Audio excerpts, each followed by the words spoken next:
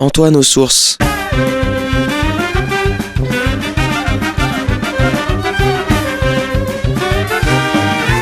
Une émission présentée par Jean-Marie Alafort.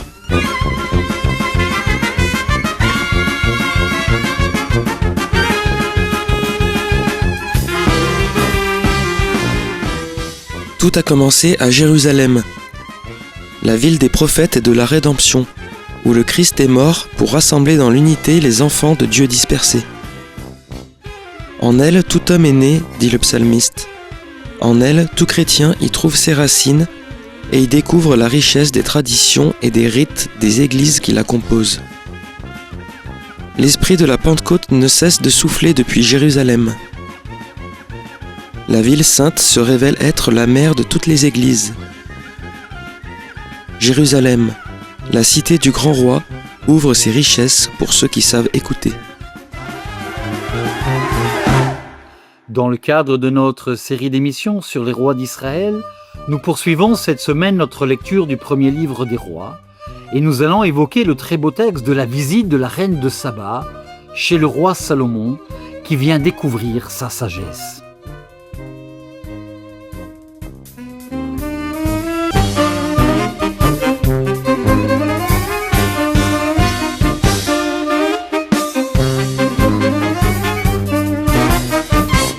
Alors nous poursuivons notre lecture du premier livre des rois et nous allons donc commencer à évoquer cette semaine l'un des épisodes les plus connus de la vie de Salomon, la visite d'un personnage extraordinaire venant d'un pays d'Orient, la reine de Saba, qui va donc venir à Jérusalem. Nous connaissons tous l'histoire, mais ce n'est pas sûr, comme je l'ai montré plusieurs fois donc dans les émissions précédentes, que nous ayons bien lu le texte, car il y a le récit biblique que nous connaissons surtout grâce à l'iconographie, aux représentations qu'on s'est faites au cours des siècles, et puis ce que nous dit très exactement la Bible et le premier livre des rois dans lequel nous sommes plongés actuellement, au chapitre 10. Prenons donc la lecture de ce texte ensemble, et nous allons essayer de comprendre donc l'importance finalement de ce récit qui va devenir finalement l'un des récits les plus populaires, si je puis dire, donc de la vie de Salomon. La reine de Saba avait entendu parler de la renommée de Salomon. Ce qui est intéressant, c'est que la première chose, avant que je continue le texte, où est Saba ? Les historiens ont essayé de reconstituer, le terme est repris plusieurs fois dans la Bible, ce n'est pas la première fois que nous voyons le nom de Saba dans la Bible. La première fois, c'est dans le livre de la Genèse, au chapitre 10, où on fait une sorte de table de tous les peuples.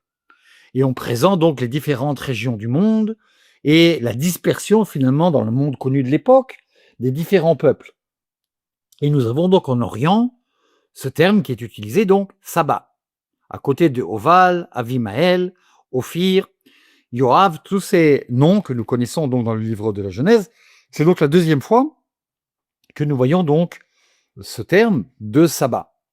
Le royaume de Saba, les historiens sont pratiquement tous d'accord pour dire que c'était un royaume important qui était au sud de l'Arabie actuelle. La tradition tardive va faire que la reine de Saba vient d'Éthiopie. Mais historiquement, vraisemblablement, ce n'est pas l'Éthiopie, mais c'est l'Arabie. Un royaume qui était particulièrement donc important de 600 à 420 avant Jésus-Christ, c'est-à-dire un royaume qui avait une puissance qui s'est enrichie grâce donc à aux routes de commerce qui venaient donc de l'Inde et qui faisaient donc le lien entre l'Inde et l'Orient et également donc l'Occident. Un lieu de passage extrêmement important. Et d'ailleurs, le texte biblique va nous rapporter cette richesse de ce royaume qui existait donc à l'époque, qui était donc au sud de l'Arabie. La reine de Saba avait entendu parler de la renommée que Salomon devait au nom du Seigneur. C'est-à-dire, c'est toujours intéressant que la Bible attribue la renommée donc de Salomon au Seigneur. La reine de Saba n'est pas vraisemblablement une monothéiste. Elle ne connaît pas le Dieu d'Israël. Elle va le mettre, donc elle vient donc à Jérusalem. C'est très court comme explication. On imagine de l'Arabie Saoudite à la terre d'Israël. Nous savons que Élat a été donc un des ports de Salomon. Et puis il fallait remonter donc par la vallée donc de la mer Morte, etc., jusqu'à arriver à Jérusalem. C'est quand même pas un petit voyage, hein. Et elle vient donc pour se rendre compte de la sagesse de Salomon. Ce qui intrigue donc cette femme, c'est la sagesse de Salomon. Pour le mettre à l'épreuve, par des énigmes. Elle arriva à Jérusalem avec une suite très impressionnante, avec des chameaux chargés d'aromates, d'or en grande quantité et des pierres précieuses. Ça correspond assez bien à ce que les historiens savent du royaume de Saba. Je vous l'ai dit il y a quelques minutes, un royaume qui s'était enrichi grâce à la route du commerce. Elle se trouve exactement donc dans cette route de l'Inde jusqu'à l'Orient, Moyen-Orient et l'Occident. Et ce qui est décrit ici correspond effectivement assez bien aux richesses qui étaient donc transportées donc, par ces marchands. Arrivée chez Salomon, elle lui parla de tout ce qui lui tenait à cœur. Salomon lui donna la réponse à toutes les questions.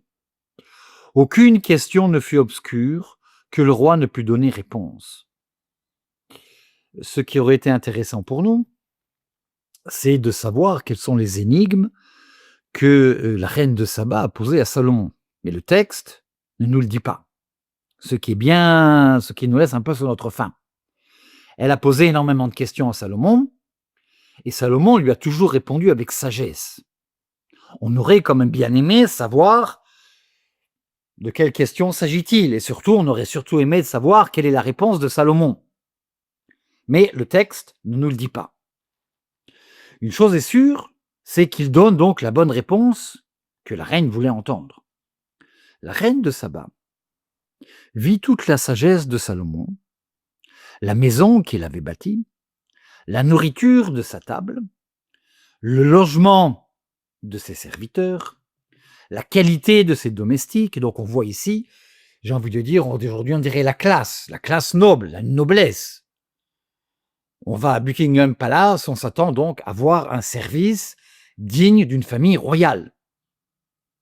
Et la reine de Saba est impressionnée par la qualité des serviteurs de Salomon. C'est-à-dire, elle ne considère pas le roi comme roi qui est extrêmement sage, elle regarde donc tout ce qui est autour. Et elle se rend compte que cette sagesse se répand chez tout le monde. C'est-à-dire, le roi, j'ai envie de dire, incarne cette sagesse, mais qu'il n'en est pas le seul détenteur. Et donc, elle est impressionnée, on imagine donc cette femme riche, avec de grands pouvoirs, qui est impressionnée donc par la nourriture de sa table, le logement de ses serviteurs, la qualité de ses domestiques et leurs livrets, ses chansons. Alors, une femme qui connaissait donc effectivement donc les trésors de l'alcool, les holocaustes qu'il offrait dans la maison du Seigneur, et elle en perdit le souffle. L'expression est extrêmement intéressante. Et elle en perdit le souffle. C'est-à-dire ici, en hébreu, si je fais une bonne traduction, elle en a eu le souffle coupé. Ça, elle ne pouvait plus respirer. Ce qui est quand même extrêmement intéressant.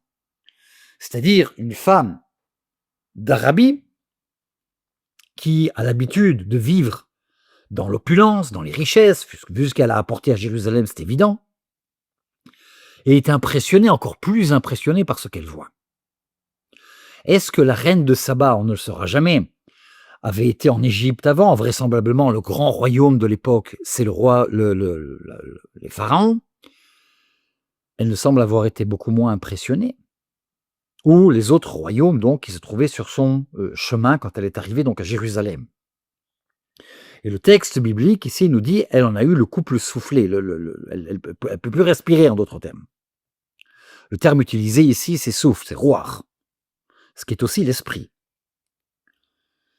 Elle dit au roi, c'était bien la vérité, que j'avais entendu dire dans mon pays sur tes paroles et sur ta sagesse. Je n'avais pas cru à ces propos, tant que je n'étais pas venu et que je n'avais pas vu de mes propres yeux. Une femme puissante, une reine, qui se méfie des qu'en dira-t-on, des fake news, on dirait aujourd'hui, n'est-ce pas, des rumeurs, et c'est tout à son honneur. Parce que beaucoup se font des idées, et la Bible ici va lutter contre ça de façon absolument extraordinaire dans tout le texte biblique, contre la rumeur. La rumeur est la chose qui tue le plus. On fait courir des bruits. Et donc, elle ne veut pas être l'une de ces victimes de ces fake news, de ces bruits qui courent, de ces rumeurs. Elle veut se rendre compte de ses propres yeux si ce qui est dit est vrai. Donc, il y a une recherche de la part de cette femme, une recherche de la vérité. Et la reine de Saba, qui va ensuite devenir, alors dans la tradition ultérieure, la fondatrice du royaume d'Éthiopie. En fait, finalement, il va y avoir un déplacement topographique du point de vue donc spirituel. Le royaume de Saba était absolument inconnu donc par les pères de l'Église et ensuite évidemment par l'Église d'Éthiopie, d'abord copte et ensuite éthiopienne. Et donc ils vont s'attribuer l'honneur de cette femme qui va devenir donc la fondatrice du royaume éthiopien, qui va devenir d'ailleurs l'un des premiers royaumes chrétiens de l'histoire, avec une tradition chrétienne absolument extraordinaire. Et donc nous voyons ici quelque chose qui est intéressant, parce que ce qui va faire la force spirituelle de la reine de Saba, ce n'est pas ses richesses, ce n'est pas le fait qu'elle soit venue titiller le roi Salomon, mais c'est le fait qu'elle vienne à la recherche de la vérité. Et c'est ça qui va faire de cette reine un personnage presque mythologique, bien entendu, qui va être l'un des points forts, finalement, de la civilisation de ces traditions chrétiennes, coptes et éthiopiennes. Et nous voyons ici donc cette recherche, effectivement, de la vérité, ce qui est absolument extraordinaire. Elle dit au roi, c'était bien la vérité, c'est bien la vérité, c'est bien la vérité, c'est la vérité, le mot ici dit, c'est la vérité. Je n'avais pas cru à ces propos, tant que je n'étais pas venu et je n'ai pas vu de propres yeux. Et voilà. Alors là, c'est quelque chose d'intéressant, parce que nous retrouvons cette phrase plusieurs fois dans la Bible. Qu'on n'en avait pas révélé que la moitié. C'est-à-dire, ce qu'on m'avait dit, c'est la moitié de la vérité. Tu surpasses en sagesse et en qualité la réputation dont j'avais entendu parler. C'est-à-dire, la reine de Saba ne se contente pas donc de la rumeur, de la réputation. Elle vient donc se rendre compte de la sagesse, et cette sagesse dépasse toute attente. Elle se trouve ici devant une sagesse qui non seulement l'impressionne, mais presque la fait mourir, lui enlève le souffle. Et puis elle continue cette très belle chose d'avoir une première béatitude. La béatitude, le genre béatitude, que nous connaissons très bien dans les évangiles, est un genre littéraire qui se trouve donc énormément dans l'Ancien Testament. Et quand on veut rendre grâce à quelque chose, quand on veut louer quelqu'un, quand on veut dire du bien de quelqu'un, on utilise la formule donc des béatitudes. Heureux, nous le retrouvons dans les psaumes plusieurs fois. Heureux les gens, heureux tes gens, heureux tes serviteurs, eux qui peuvent en permanence rester devant toi et écouter ta sagesse. Et puis, encore plus surprenant, la reine de Saba, une païenne, va prononcer une bénédiction juive. C'est-à-dire une bénédiction qui va être prononcée ensuite à la synagogue, qui va la formule liturgique utilisée dans la Bible pour bénir Dieu. Béni soit le Seigneur, ton Dieu. Alors elle ne s'attribue pas le Dieu d'Israël, elle est extérieure. Baruch ata Adonai Elohecha. Dans la tradition synagogale, on dit Baruch ata Adonai Eloheinu, notre Dieu. Là, il y a une distance qui est prise. Baruch ata Adonai, béni soit le Seigneur Elohecha, ton Dieu, qui a bien voulu te placer sur le trône d'Israël. C'est-à-dire, elle fait une profession de foi. La reine de Saba, et la tradition chrétienne plus tard, va dire que la reine de Saba est la première convertie. Alors, bien sûr, la tradition dira au christianisme, il n'y a pas de christianisme à l'époque, mais c'est la première qui adhère à la foi d'Israël. C'est-à-dire, elle reconnaît que le créateur du ciel et de la terre, c'est le Dieu d'Israël. Il t'a mis sur le trône d'Israël. C'est parce que le Seigneur aime Israël. Là, nous avons l'impression de rêver. Qui a dit que le Seigneur aimait Israël? C'est Moïse. Comment peut-on faire une analogie entre la reine de Saba et Moïse? Et pourtant, c'est ce que la Bible fait. Écoutons le texte. Je ne l'invente pas, c'est écrit noir sur blanc. Parce que le Seigneur Ohev Israël, aime Israël. La dernière personne qui a dit ça, c'est Salomon, avant sa prière, et avant, Moïse. Moïse avait fait du chantage avec Dieu.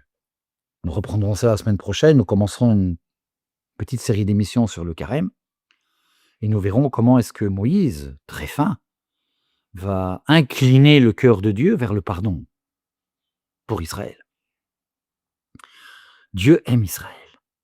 Donc c'est une profession joie juive. C'est tout à fait étonnant parce que le Seigneur aime Israël. À jamais. Alors là, on est encore plus surpris. On a l'impression d'entendre Salomon en voix féminine. Le Seigneur aime Israël à jamais, Léolam.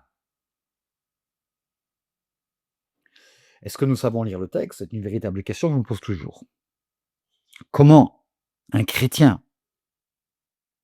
qui lit ce texte peut être antisémite? Comment? Comment avons-nous pu pendant plus de 2000 ans haïr les Juifs? De façon fondée ou infondée, avec des justifications qui n'en sont pas. La païenne, elle n'est pas juive. La reine de Saba n'est pas juive.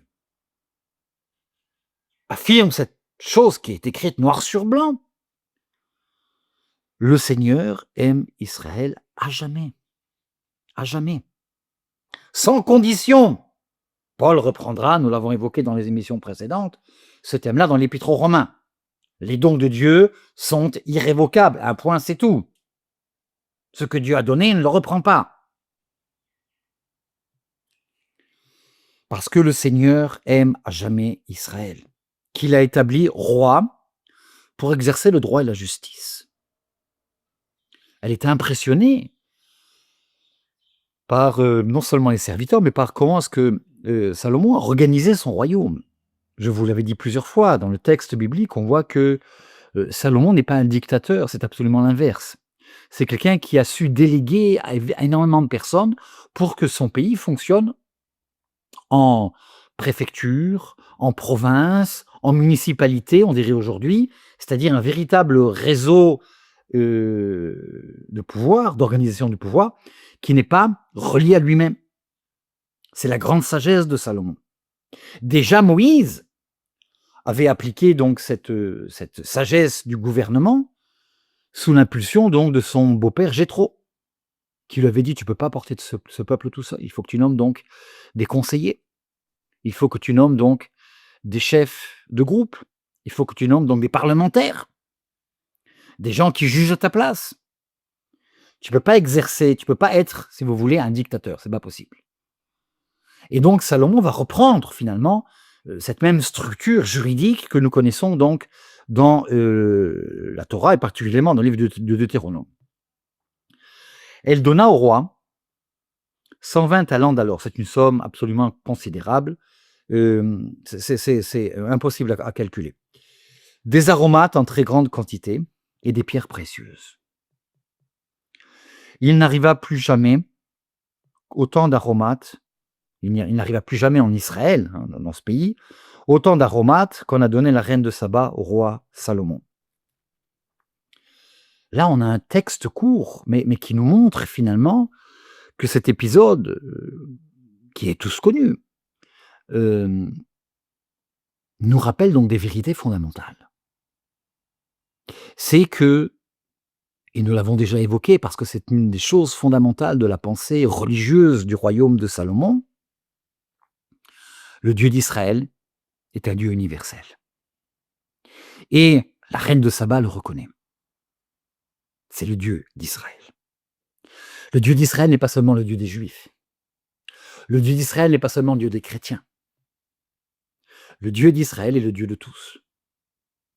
Il y a ici une universalité, je vais y arriver. Il y a ici donc un côté universel absolument extraordinaire que le texte du premier livre des rois ne cesse de nous répéter. Des païens ont construit le temple de Jérusalem. Il y a dans le temple de Jérusalem le parvis des gentils. La religion d'Israël n'est pas une religion exclusive, c'est une religion de l'ouverture, de l'accueil. C'est une idée révolutionnaire pour l'époque. Chacun suit son Dieu. Chacun est encastré dans son Dieu, dans sa religion. Il y a ici quelque chose d'absolument profondément révolutionnaire. Et le texte de la reine de Salomon, qui va devenir plus tard donc une image dans l'Église catholique, dans l'Église chrétienne, de l'universalité, c'est exactement ça qui se passe. Quelqu'un qui reconnaît que le Dieu d'Israël est le Dieu qui a créé le ciel et la terre, et le Dieu de tous. Et vous voyez que l'Évangile est en pure continuité. Et c'est quand on parle de la première alliance et de la seconde alliance, c'est la même alliance parce que c'est le même Dieu. Dieu aime son peuple à jamais. C'était Antoine aux Sources. Une émission présentée par Jean-Marie Alafort de Jérusalem.